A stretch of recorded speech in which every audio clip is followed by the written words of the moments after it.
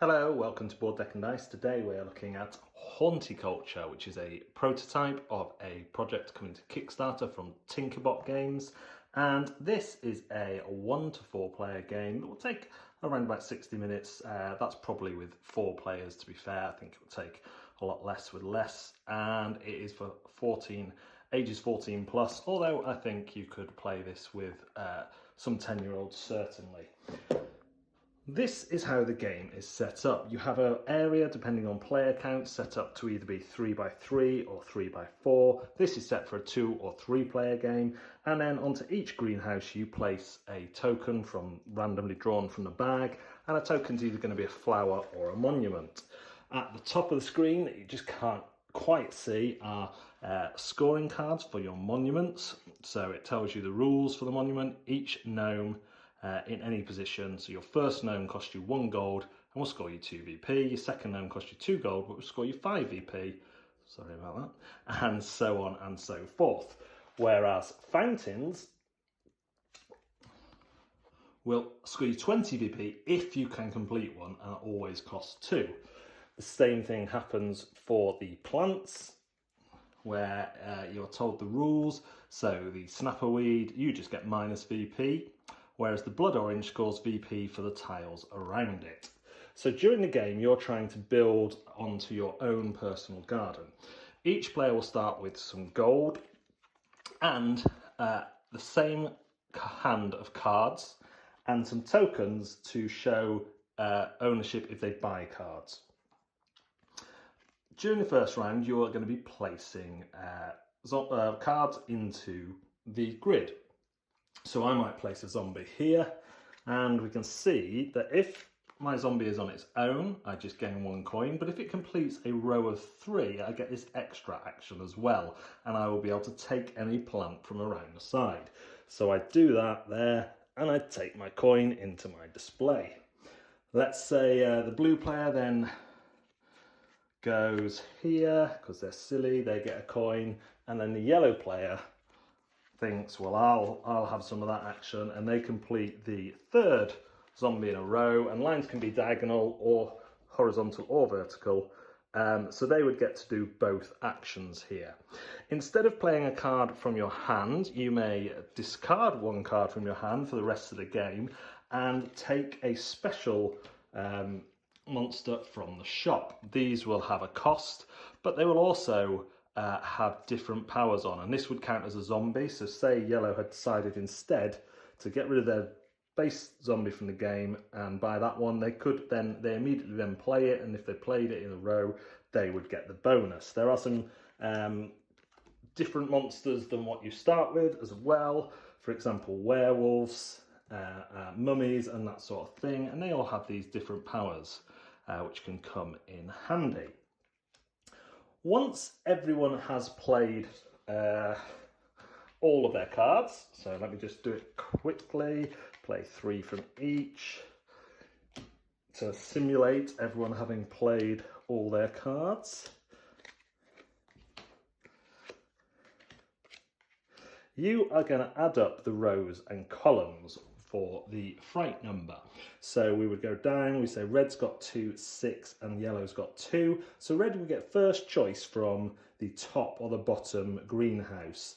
So if they took the gnome, they would the other player would have to take the one on top. So this is a way you might end up with these minus snapper points. And you would do that for every row and column. Normally in the game, if you ever take one off, you replenish them there and then, but at this end phase you just keep going till all the tokens have gone, and that way you can keep track of where you are. You're then going to move to the planting phases. Now you can collect any ornaments, but you can't plant them until you pay the cost on them. Plants you can just plant. You can't plant where there's gold on your little garden here. You will need to remove that first with a dig action from one of your cards. After that, you will refresh all the area here. You will take the monsters off back into your hand, back into your discard pile, and you'll play the next card round with the 3 cards that you have left. When you have no cards in your hand at the end of the round, you will pick up all your 6 cards. So remember, if you decide to buy one, that's going into your hand permanently at the cost of one of your cards there.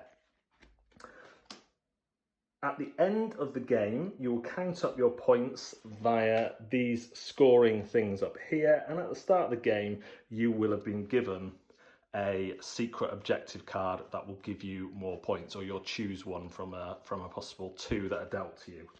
There is also included in the game a solo mode, and if you should play the game with 2 players, there is a very simple but smart AI deck that will take up the places to make sure that you're always filling this grid.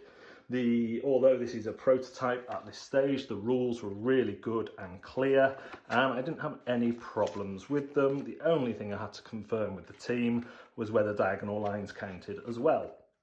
But as you can see, there's not a lot of writing, but there is a lot of illustrations, and it goes through everything really nicely, giving you a solo variant as well there. That is how to play Haunticulture. Haunticulture brings some really interesting concepts to a tile laying set collection game that I've not really seen before. I really like the central grid that you're playing your monsters to, where it's almost like noughts and crosses in some bizarre way, where you're trying to outthink your opponents. If you play to that central space, of course people are going to have to set you up for 2, especially in a 2-player. I really like the 2-player variant here. You can factor in the other player's moves and the moves of the automatic player quite well, and therefore 3 players works quite well as well. So there's this really neat tension, and it almost feels like 2 games, but they have been brought together really well. There's a game of the grid where you're playing your interaction with the other players. You're playing your cards down, you're taking those actions, you're trying, whenever it suits you and whenever it's in your plan, to boost your actions.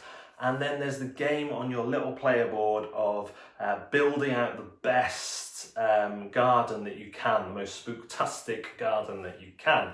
And they mesh together really well. There isn't a disconnect. The first one drives your actions into grabbing what you need to fill in your garden, trying to ditch other people with those negative plants.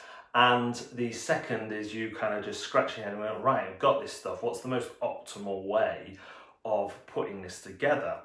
And because they're just squares, they're not tetramino shapes, this doesn't have as much analysis paralysis as it could have. Often you have an optimal way that's quite easy to work out because you're not having to think of different shapes.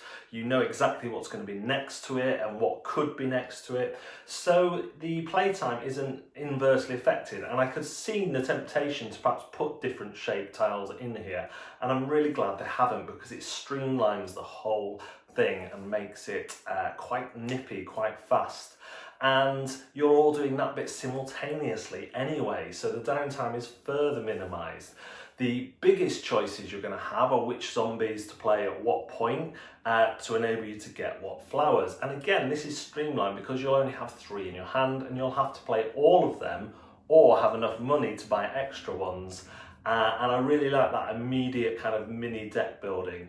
You buy a card, but you play it straight away, and that scraps a card out of your hand. And those are difficult choices sometimes because the cards that are in the monster deck are often different types to what's in your hand, so you're not necessarily going to be able to play, or you're going to have to buy a lot of those to be able to play a 3 in a row. The game feels sometimes like it's one of those where sometimes you feel, from the card point of view, from having the cards in your hand, like you could have done with an extra round. You're going to go through your 6 cards twice, 4 rounds. However, the garden side of it feels perfect for 4 rounds. So although sometimes I did finish a game thinking, oh, I wish I'd had another round or 2 just to get that monster and to go through my 6 cards again, when I looked at my garden, I was like, wow, I've done a lot. So I can see why they've done that. I think if you are really hooked into the card side of things, you might feel like the game could have done with another whiz through the 6 cards that you've got. But then the gardens would need to be bigger, and I feel like they're perfectly perfectly formed as they are, as it were, from my point of view anyway. So to me, it's a game that's been play tested a lot. It's a game that has good synergy, a game that between its different parts, a game that clearly design decisions have been made to focus on the end goal of having a fun game that leaves you ultimately wanting more. And I've already sent this on to other reviewers, but I would have played this a lot otherwise, because personally I really enjoyed it. Now, it is a prototype copy that I've been sent. I've not been paid any money to market this one or anything. Sometimes I do, but not for this particular copy. But that is my personal opinion. This is one that I would certainly be looking at backing, and I think is a little bit different to what is out there. It has familiar elements, but that grid really kind of caught my attention. And then the tile laying is more familiar, but very satisfactory. That is Haunticulture. If you like what you've seen in How to Play, do consider going and backing it down there. Remember to check out my new Twitch channel. I'm going to be looking at my relationship with YouTube and Twitch, and maybe changing it up a little bit. I'm really enjoying Twitch, and there aren't many board gamers on there at the minute. So yeah, go over there, follow me on Twitch, and look out for some content there. Thanks very much for watching. We'll see you next time on Board Deck and Dice.